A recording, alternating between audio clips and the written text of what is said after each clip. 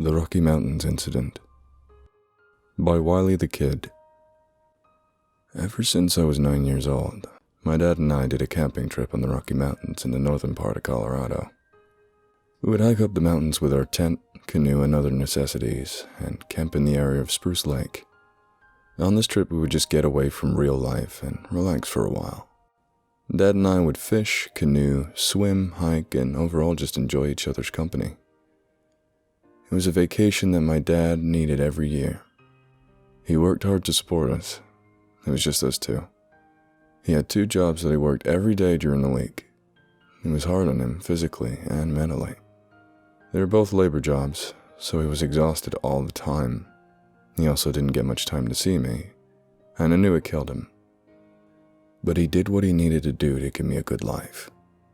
That was why this trip was so important. Because it gave us a week of bonding with each other and the beautiful scenery of the Rocky Mountains. Unfortunately, this would be the last year that he and I ever went. The hike up to the spot we camped at was one of the best parts of the trip. The trail gave views to the vast array of trees that seemed to never end. No matter what type they were all a beautiful green and stood tall like skyscrapers. They covered every part of the mountains that wasn't already taken up by the lakes and rivers. Along the trees, the wildlife was amazing too. We saw all sorts of different birds, such as the white-tailed ptarmigan, the gray jay, and the mountain chickadee. Every bird flew past us with excitement, like there was something new for them to discover every day in the never-ending land of the Rockies. When we got to our campsite, the lake looked beautiful as ever. It was calm as could be with the jet blue water that sparkled in the sunlight. I couldn't wait to set up my lawn chair on the beach and set out to cast and bring in some fish. As we set the canoe down, Dad and I went to clear a spot away from the sandy beach closer to the trees to pitch our tent. As we walked over to our spot, we noticed something strange in the ground. "Did you see this, Dad?" I asked, pointing to the ground with a puzzled look on my face. My dad noticed them also. His expression matched mine. "They look like footprints," he replied to me. We examined them for a bit. They did look like footprints, but they were enormous, about 3 feet long. From the heel up to where the toe should be, the prints looked normal, other than their gigantic size, of course. However, instead of short, stubby toe prints, the toes were long and pointy, 4 of them on each foot, about 6 to 7 inches each. We looked around to see where the other footprints were. They're hard to track because whatever these belonged to took huge steps. But we were able to see that they came from the edge of the water on the left side of the beach, up to where we set up our tent, and then back to the edge of the water on the right side of the beach. In total, it looked like the thing, whatever it was, took 6 steps. What do you think, Dad?" I asked with a frightened tone to my voice. "Listen, bud. I know these look scary, but there's no way these are real. They had to be a prank by the last people that stayed here or something." His skeptical answer was a familiar tone. According to him, everything had a logical answer. "I don't know about that, Dad. Who would go through the trouble of doing this? And how did they make them so perfect? Each footprint looks exactly the same and exactly the same size." I questionably replied to him. I was pretty scared at this point, and almost wanted to leave. "Look, son, it's nothing, I promise. It's just something stupid. Let's set up the tent and throw a couple lines in the water and see if we can't catch something out of this lake. What do you say?" Fishing did sound fun. I wanted to get my mind off those footprints anyway. "Okay, Dad, sounds good." We got our tent set up and then proceeded to casting into the lake. I got a few bites, but I wasn't able to hook up, while Dad got no action at all. After half an hour or so, he had a grumpy look on his face and looked extremely bored. "I'm gonna get the fire going and start cooking us some dinner. Any preference?" he asked me. "No, just whatever you're feeling. If things keep up this way, I'll be providing real food for the trip." I set out another cast and started reeling. "Oh, please, Mr. Big Shot. You haven't even pulled in a fish. A few nibbles doesn't count for anything." "Oh, just you wait. I'll catch you something big soon." As Dad headed away from the water, two men appeared from the woods. They were average-sized guys in what looked like their mid-40s. One had scraggly brown hair and full fire-red beard. The other one was bald with a soul patch. "Howdy, fellas," Soul Patch greeted. "How are you two doing?" "Pretty well, how about yourselves?" My dad replied to him. He walked over to both of them and shook their hands. "My name's Jack." "My name's Roger," Soul Patch told him. He gave Full Beard a nudge. "And this is Arnold." He gave him a nod and then turned his head away to spit out some tobacco. "You guys doing a little camping?" My dad asked him. "Sure are," Arnold answered, spitting more tobacco. "We just wanted to say hi and get to meet you guys. We're just back on the trail a bit on the other side of those trees." Roger pointed where the woods stick all the way out into the water and divided the beach. "We always check over here to see if people are camping. One time there was a family staying where you all were. We decided to do a little hiking, come over to check this side of the beach out. Nearly scared them half to death. We thought the father was going to hack us up with his knife.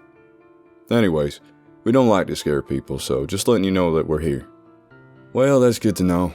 Tomorrow you guys should come over and hang out. We'd enjoy the company," offered my dad. He gave them a nod of approval as if to say we were friendly enough. "Yeah, you know what, Jake, that does sound good.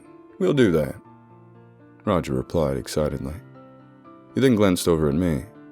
"Oh, sorry, we didn't catch your son's name." Dad glanced over at me, then motioned his head towards them. I got up off my chair and then came over to where they were all standing. "I'm Dave," I said, extending my hand out to shake theirs. "Sorry, I was just a little distracted with fishing." "That's quite alright, my man," Arnold reassured me. "We're just gonna set up and cook us some dinner. We see you all tomorrow then?" "Sure thing," my dad answered. They started to turn around when they glanced towards the water and saw what both my dad and I had forgotten about. A look of confusion came across their faces. They glanced at each other and then looked at us. "What the hell are those?" Roger's puzzled face asked us. They both ran over to the footprints and studied them enthusiastically. "I've never seen anything like this before. They're crazy."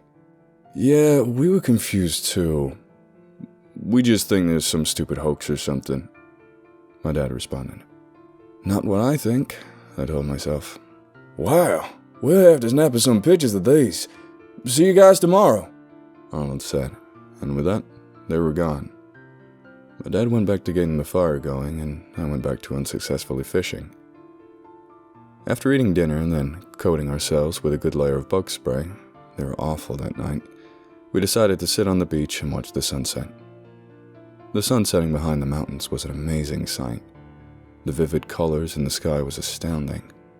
The blending of the orange and red from the sun created a beautiful purple lining just above the setting sun.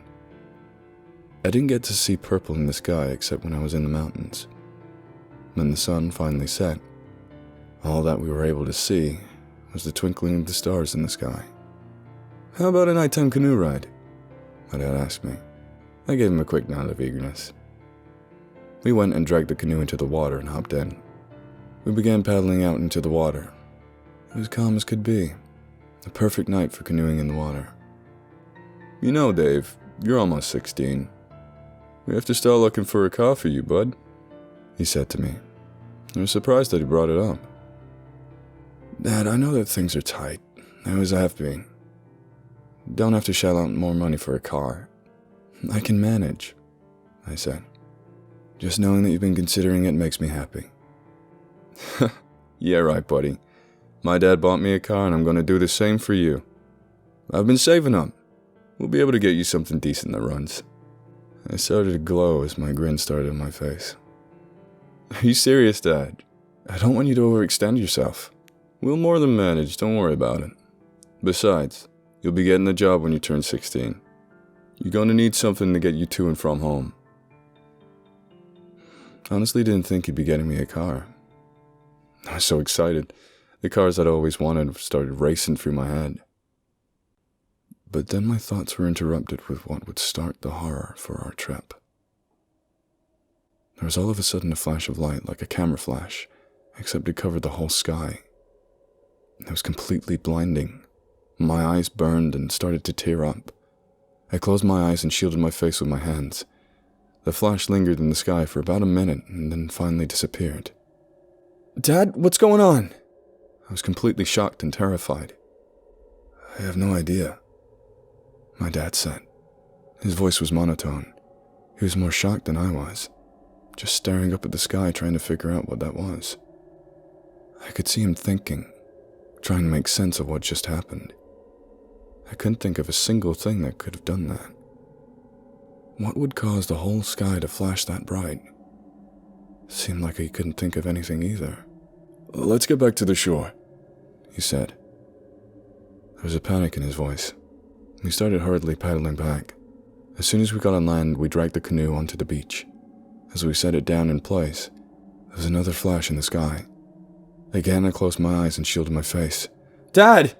I frantically shouted. Now I was completely horrified. My heart was racing. I wanted to be gone. "Get into the tent," he said, just as panicked as I was. "No, Dad, please. Can we go? I just want to go," I hysterically asked. "We can't leave here in the dark. It's not a straight shot back to the car. We'll be hiking all night and probably get lost. Too many divides in the trail," he replied. I was glad he was thinking critically. "Let's get inside the tent." He unzipped the tent and let me get inside, then followed in behind me. He zipped it up and we just sat there, puzzled by what had just happened. We got into our sleeping bags. I put mine all the way up to my chin, trying to disappear from the situation. A third flash then happened. I put my head all the way in my sleeping bag. I was breathing heavy and started to sweat. "Just relax, bud. Close your eyes and try to fall asleep." My dad was trying to comfort me. There was no falling asleep right now, that was for sure. Things remained quiet after the third flash. We sat there for a few minutes, not moving an inch. The only thing we could hear was my panicky deep breathing. Then, all of a sudden, we could hear something outside. It was like steps. Like something was walking slowly toward our tent. It sounded like there were two people walking. Except when they walked, it sounded like they were pounding their feet on the ground. "Stay there, don't move a muscle," my dad commanded me. He slowly got up and pulled down a flap that allowed him to look outside. He stared for a moment. His eyes got as wide as they could, and his jaw dropped. He was locked in a gaze that seemed he couldn't escape from. Pure horror was displayed on his face. He just sat there, staring. "Dad? Dad, what is it?" He jolted his head a little bit as he came back to reality. "Quiet," he ordered. He was talking in a whisper now. "Don't move at all." He closed the flap, and as slowly as he could, scooted back to where I was. The footsteps were getting closer. My heart was still pounding. All my hair stood up on my body. Sweat continued to drop off of me. I was frozen. All I could do was listen to the steps, the hammering steps outside our tent. They stopped in front of us. The tent then began to slowly unzip. My dad grabbed me in his arms, protecting his only child. The tent wasn't fully unzipped, but I was able to see what was staring at us. I will never forget the image that was burned into my head that night. It was not human. The thing's eyes were maize yellow and massive. From what I could see of its face, it was scaly and as green as the forest and trees. Its breathing was wheezy, as if it had a permanent amount of phlegm in its lungs. Tears began to form in my eyes and I could feel myself start to pee. "Please," my dad said to it. "He's still a boy, my only boy. Don't do anything." He continued to plead. It just continued to stare. Then it turned away, and we were able to hear it, and a second one, walk away. The pounding of their feet eventually started to fade. Then there was another flash of light. We sat in silence after that, not able to sleep at all. We were petrified and had no idea what to do. All we were able to do was wait.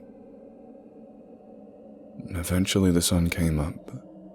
As soon as that happened, we packed everything up and took off. "We have to talk to Roger and Arnold, see if they saw anything," my dad said to me. "No, Dad, no. We can just leave. Please, we have to go," I begged him. He heard nothing of it, and we walked to their campsite. It wasn't far at all. When we got there, all their stuff was around. They had pots and pans along with some fishing poles and a couple of canteens of water. However, they were nowhere to be seen. "They're probably hiking, Dad. Please, let's go." Why would they hike without their canteens?